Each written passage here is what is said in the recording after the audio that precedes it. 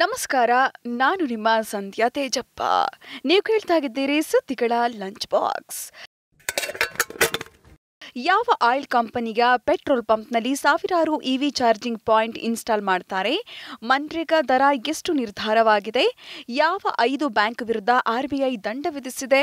ಈಗೆಲ್ಲ ಸುದ್ದಿಗಳನ್ನ ಹೇಳ್ತೇವೆ. ಇದರ ಜೊತೆಗೆ ಪರ್ಸನಲ್ ಫೈನಾನ್ಸ್ ಮತ್ತು ಬಿಸ್ನೆಸ್ ಸುದ್ದಿಯೂ ಇರುತ್ತೆ. ಬನ್ನಿ ಸುದ್ದಿಯ ಲಂಚ್ ಬಾಕ್ಸ್ ತೆರೆಯೋಣ. ಎಚ್ಪಿ ಫ್ಯೂಯಲ್ ಸ್ಟೇಷನ್ ಅಲ್ಲಿ ಇವಿ ಚಾರ್ಜಿಂಗ್ ಪಾಯಿಂಟ್. ಶೀಘ್ರದಲ್ಲೇ ನಾವು ಎಚ್ಪಿಯ ಸಾವಿರಾರು ಪೆಟ್ರೋಲಿಯಂ ಪಂಪ್ನಲ್ಲಿ ಇವಿ ಚಾರ್ಜಿಂಗ್ ಸೌಲಭ್ಯ ಸಿಗುತ್ತೆ. Tata passenger electric mobility limited ಭಾರತದಲ್ಲಿ ಇವಿ ಚಾರ್ಜಿಂಗ್ ಇನ್ಫ್ರಾಸ್ಟ್ರಕ್ಚರ್ ಅನ್ನ ಹೆಚ್ಚಿಸುವ ನಿಟ್ಟಿನಲ್ಲಿ ಹಿಂದೂಸ್ತಾನ್ ಪೆಟ್ರೋಲಿಯಂ ಕಾರ್ಪೊರೇಷನ್ ಲಿಮಿಟೆಡ್ ಅಂದ್ರೆ ಎಚ್ಪಿಸಿಎಲ್ ಜೊತೆಗೆ ಒಪ್ಪಂದ ಮಾಡಿಕೊಂಡಿದೆ. ಎರಡೂ ಕಂಪನಿಗಳು ಸೇರ್ಕೊಂಡು ಪ್ರಮುಖ ಸ್ಥಳಗಳಲ್ಲಿರುವ ಎಚ್ಪಿ 21,000ಕ್ಕೂ ಹೆಚ್ಚು ಪೆಟ್ರೋಲ್ ಪಂಪ್ಗಳಲ್ಲಿ ಇವಿ ಚಾರ್ಜಿಂಗ್ ಸ್ಟೇಷನ್ಗಳನ್ನ ಸ್ಥಾಪಿಸಲಿವೆ. ಇದರಲ್ಲಿ 1.2 ಲಕ್ಷ ಟಾಟಾ ಇವಿ ಕಸ್ಟಮರ್ಗಳ ಜೊತೆಗೆ ಇತರ ಇವಿ ಕಸ್ಟಮರ್ಗಳು ಕೂಡ ಅನುಕೂಲ ಪಡ್ಕೊಳ್ಬಹುದು. ದೇಶದಲ್ಲಿ ಇವಿ ಮಾರ್ಕೆಟ್ನಲ್ಲಿ ಟಾಟಾ 68% ಪಾಲು ಹೊಂದಿದೆ. ಇದರ ಜೊತೆಗೆ ಇವಿ ಸ್ಟೇಷನ್ ಅಲ್ಲಿ ಪೇಮೆಂಟ್ಗಾಗಿ ಎರಡೂ ಕಂಪನಿಗಳು RFID ಬಳಸುವುದಕ್ಕೂ ಚಿಂತನೆ ನಡೆಸಿವೆ. ಎಕ್ಸ್ನಲ್ಲಿ ಈ ಬಳಕೆದಾರರಿಗೆ ಉಚಿತ premium plus service. Social media platform ಎಕ್ಸ್ನಲ್ಲಿ 2,500 ಅಥವಾ ಅದಕ್ಕಿಂತ ಹೆಚ್ಚು ವೆರಿಫೈಡ್ ಫಾಲೋವರ್ಗಳನ್ನ ಹೊಂದಿರುವವರಿಗೆ ಉಚಿತ ಪ್ರೀಮಿಯಂ ಸೇವೆಯನ್ನು ಒದಗಿಸಲು ನಿರ್ಧರಿಸಿದೆ.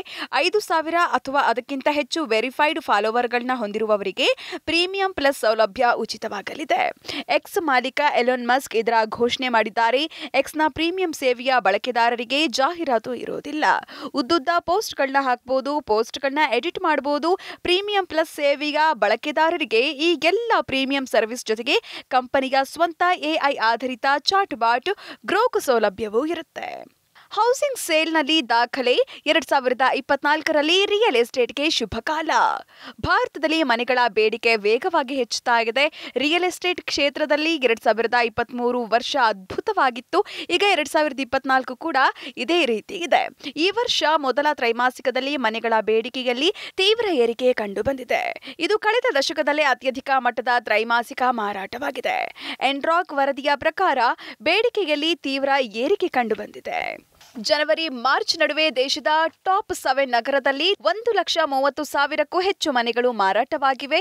ವಾರ್ಷಿಕ ಆಧಾರದ ಮೇಲೆ ಮಾರಾಟದಲ್ಲಿ ಸುಮಾರು 14% ಹೆಚ್ಚಳವಾಗಿದೆ.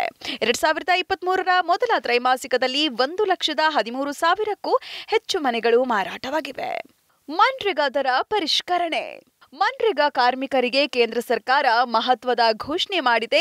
ಮನ್ರೇಗಾ ಕೂಲಿ ದರವನ್ನ 3ರಿಂದ 10% ಹೆಚ್ಚಿಸಿದೆ. ದೇಶದಲ್ಲಿ ಸರಾಸರಿ ಮನ್ರೇಗಾ ವೇತನ ಹೆಚ್ಚಳ ದಿನಕ್ಕೆ 28 ರೂಪಾಯಿ ಆಗಿದೆ. ಹೀಗಾಗಿ ಈಗ FY 2024-25ರ ಸರಾಸರಿ ವೇತನ 289 ರೂಪಾಯಿ ಆಗಿದೆ. FY 23-24ರಲ್ಲಿ ಇದು 261 ರೂಪಾಯಿ ಆಗಿತ್ತು. ಹರಿಯಾಣದಲ್ಲಿ ಅತ್ಯಧಿಕ ಸಂಬಳ 374 ರೂಪಾಯಿ ಇದೆ. ಅರುಣಾಚಲ ಪ್ರದೇಶ ಮತ್ತು ನಾಗಾಲ್ಯಾಂಡ್ನಲ್ಲಿ ಕನಿಷ್ಠ ವೇತನ 234 ರೂಪಾಯಿ ಇದೆ. ಗೋವಾದಲ್ಲಿ 10.56 ಮತ್ತು ಕರ್ನಾಟಕದಲ್ಲಿ 10.4% ಹೆಚ್ಚಳವಾಗಿದೆ. ಉತ್ತರ ಪ್ರದೇಶ ಮತ್ತು ಉತ್ತರಾಖಂಡದಲ್ಲಿ ಕೇವಲ 3% ಹೆಚ್ಚಳ ಮಾಡಲಾಗಿದೆ. ಮಾರ್ಚ್ನಲ್ಲಿ ಚಿನ್ನದ ಆಮದು 90% ಕಡಿಮೆಯಾಗುವ ಸಾಧ್ಯತೆ. ಭಾರತದಲ್ಲಿ ಚಿನ್ನದ ಆಮದು ಹಿಂದಿನ ತಿಂಗಳಿಗೆ ಹೋಲಿಸಿದರೆ ಮಾರ್ಚ್ನಲ್ಲಿ 90ಕ್ಕಿಂತ ಹೆಚ್ಚು ಇಳಿಕೆಯಾಗಬಹುದು. ಕೋವಿಡ್ ಸಾಂಕ್ರಾಮಿಕದ ನಂತರ ಕನಿಷ್ಠ ಮಟ್ಟಕ್ಕೆ ತಲುಪುವುದು ಎನ್ನಲಾಗಿದೆ. ಇದಕ್ಕೆ ಮುಖ್ಯ ಕಾರಣನೇ ಬೆಲೆ ಏರಿಕೆ. ಬ್ಯಾಂಕ್ಗಳು ಚಿನ್ನದ ಆಮದನ್ನ ಕಡಿಮೆ ಮಾಡಿವೆ. ಹೀಗಾಗಿ ವಿಶ್ವದಲ್ಲೇ ಚಿನ್ನದ 2ನೇ ಅತಿದೊಡ್ಡ ಗ್ರಾಹಕ ಭಾರತ ಆಗಿರೋದ್ರಿಂದ ಭಾರತದಲ್ಲೇ ಆಮದು ಕುಸಿತ ಆದಾಗ ಜಾಗತಿಕ ಚಿನ್ನದ ಬೆಲೆ ಅಷ್ಟೇನೂ ಏರಿಕೆ ಆಗದೇ ಇರಬಹುದು. ಚಿನ್ನದ ಆಮದು ಕುಸಿದರೆ ಭಾರತದನ್ನ ಟ್ರೇಡ್ ಡೆಫಿಸಿಟ್ ಕಡಿಮೆ ಮಾಡಿಕೊಳ್ಳಲು ಸಹಾಯವಾಗುತ್ತೆ ಮತ್ತು ರೂಪಾಯಿಗೂ ಬಲ ಸಿಗಬಹುದು. ಸರ್ಕಾರದ ಅಂಕಿಅಂಶಗಳ ಪ್ರಕಾರ ಹಿಂದಿನ ತಿಂಗಳಿಗೆ ಹೋಲಿಸಿದರೆ ಮಾರ್ಚ್ನಲ್ಲಿ ಚಿನ್ನದ ಆಮದು ಬರೀ 10-11 ಟನ್ ಆಗಬಹುದು. ಫೆಬ್ರವರಿಯಲ್ಲಿ 110 ಟನ್ ಚಿನ್ನ ಆಮದು ದಾಖಲಾಗಿದೆ. ಕೇಂದ್ರ ಸರ್ಕಾರದಿಂದ 5 ಲಕ್ಷ ಟನ್ ಹಿಂಗಾರು ಈರುಳ್ಳಿ ಖರೀದಿ. ಈರುಳ್ಳಿ ರಫ್ತು ನಿಷೇಧದ ಹಿನ್ನೆಲೆಯಲ್ಲಿ ಮಾರುಕಟ್ಟೆ ಬೆಲೆ ಕುಸಿತ ಆಗುವ ಆತಂಕದ ನಡುವೆ ಮುಂದಿನ 2-3 ದಿನಗಳಲ್ಲಿ 5 ಲಕ್ಷ ಟನ್ ಈರುಳ್ಳಿ ಖರೀದಿ ಪ್ರಾರಂಭ ಮಾಡುವುದಾಗಿ ಕೇಂದ್ರ ಸರ್ಕಾರ ರೈತರಿಗೆ ಭರವಸೆ ನೀಡಿದೆ.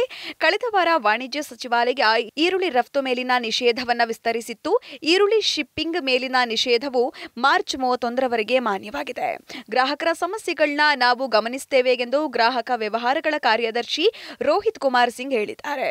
ಬಫರ್ ಸ್ಟಾಕ್ ಅನ್ನು ಕಾಪಾಡಿಕೊಳ್ಳಲು ನಾವು 5 ಲಕ್ಷ ಟನ್ ಹಿಂಗಾರು ಈರುಳ್ಳಿ ಸಂಗ್ರಹಿಸಲು ಪ್ರಾರಂಭಿಸುತ್ತೇವೆ ಎಂದಿದ್ದಾರೆ. 5 ಬ್ಯಾಂಕ್ಗಳ ಮೇಲೆ RBI ಕಠಿಣ ಕ್ರಮ. ನಿಯಮಗಳನ್ನ ಉಲ್ಲಂಘಿಸಿದ 5 ಸರ್ಕಾರಿ ಬ್ಯಾಂಕ್ಗಳಿಗೆ ಭಾರತೀಯ ರಿಸರ್ವ್ ಬ್ಯಾಂಕ್ ಆರ್ಬಿಐ ದಂಡ ವಿಧಿಸಿದೆ. ಇವುಗಳಲ್ಲಿ the Mandi urban cooperative bank, the Rajyapalam cooperative urban bank, excellent cooperative bank, standard urban cooperative bank, the Horwa district central cooperative bank ಸೇರಿವೆ.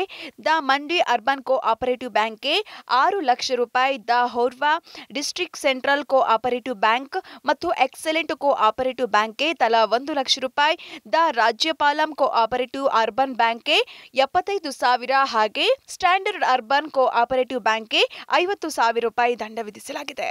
ಈ ಕ್ರಮವು ಗ್ರಾಹಕರ ಮೇಲೆ ಪರಿಣಾಮ ಬೀರುವುದಿಲ್ಲ. ಇವಿಷ್ಟು ಇಂದಿನ ಲಂಚ್ ಬಾಕ್ಸ್ ಸುದ್ದಿ. ಇನ್ನಷ್ಟು ಅಪ್ಡೇಟ್ಗಳೊಂದಿಗೆ ಮತ್ತೆ ಭೇಟಿಯಾಗೋಣ. ನಮಸ್ಕಾರ.